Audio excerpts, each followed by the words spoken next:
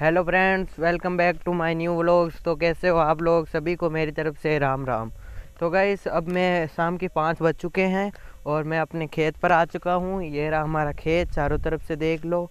और हमने 2-4 दिन पहले खेत में बाजरी को बोया था। आज देखते ये बाजरी कितनी उगी है। आप देख सकते हो बाजरी तो बहुत उगी है, उम्र भरे हुए हैं।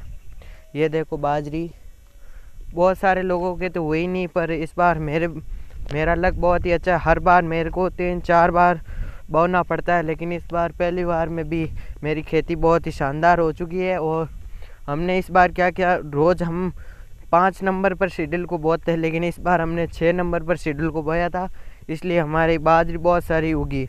जबकि दूसरे लोगों ने कम बोई थी, इसलिए उनकी हुए ही नहीं। मेरे चाचा जी वगैरह की हुए ही नहीं खेत में, क्योंकि उन्होंने कम बीज बोया था, इसलिए वो बारिश आने के कारण वो सारा बीज अंदर ही रह गया।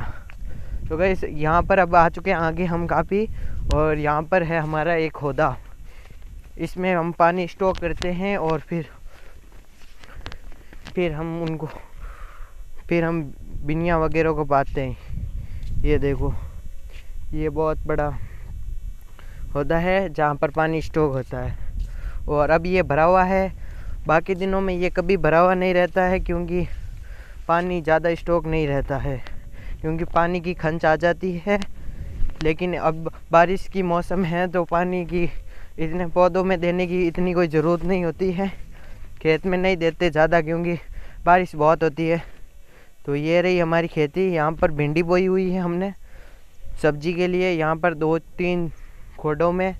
और यहाँ पर है ये चावले, खाएंगे हम चावले। आप क्या खाओगे? और अब हम आगे चलते हैं, आपको मैं बताता हूँ मेरी बिनी कितनी बड़ी हो गई। यहाँ पर तो ये छोटी छोटी बिनी है, क्योंकि ये हमने बहुत ही अभी फ़िलहाल में ही छोड़ी है। 10-15 दिन हो गए और इनको लगभग 20 दिन हो गए उनमें। और इनमें अंतर देखो, ये काफ़ी बड़ी है उनसे, और इससे भी बड़ी आगे देखता हूँ, आपको बताता हूँ। इससे भी बड़ी ये हर फांड में अलग अलग। और अगर आप भी कपास की खेती करते हो तो पास में मक्की के बीज बो दिया करो। मेरे भी फांड पर बीज बोया हुआ है, जिससे ये मक्की की खेती बहुत सारी हो गई है मेरी। बिना किसी और मक्के खाएंगे और मौज करेंगे। मोल लाने की बिल्कुल भी ज़रूरत नहीं। अगर आप भी कपास की खेती बाते हैं तो फांट के ऊपर बीज, इस मक्के के बीज को बो दो। और इस साइड हमने इस फांट पर हमने बोया है गवार, ये भी बहुत अच्छा हुआ है। आप हर फांट पर अलग अलग प्रकार के, हमने इस फांट पर ये गवार बोया, उस फांट पर मक्की, और उससे अगली फांट पर हमने पूरी फांट पर भिंडी चौप दी। ये देखो, ये गवार कितना अच्छा, क्योंकि फांट पर ज़्यादा पानी मिलता है, इसलिए फांट पर बहुत ही अच्छा गवार वगैरह होता है। और आपको मैं बताऊंगा अब वो जो हमारी सबसे बड़ी भिनी है।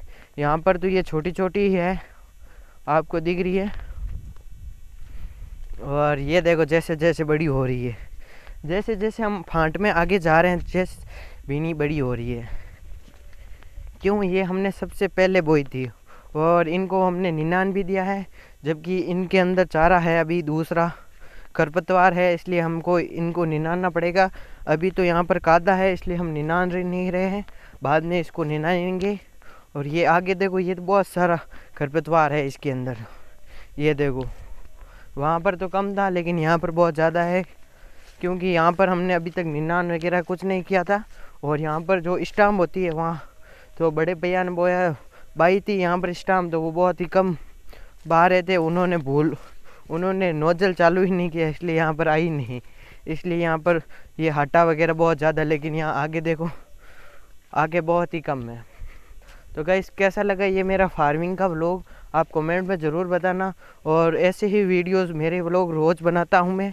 एक दिन या कभी किसी दिन छुट्टी हो जाती है तो कोई बात नहीं। तो मेरे व्लॉग्स को लाइक करें और चैनल को सब्सक्राइब कर दें, ताकि मुझे इससे मोटिवेशन मिलता है और मैं और वीडियोस बनाऊंगा इस पर। हमारा खेत बहुत ही बड़ा है, और वो रहा हमारा घर, जहाँ पर हम रात को सोते हैं। तो आज के लिए इतना ही। Bye bye.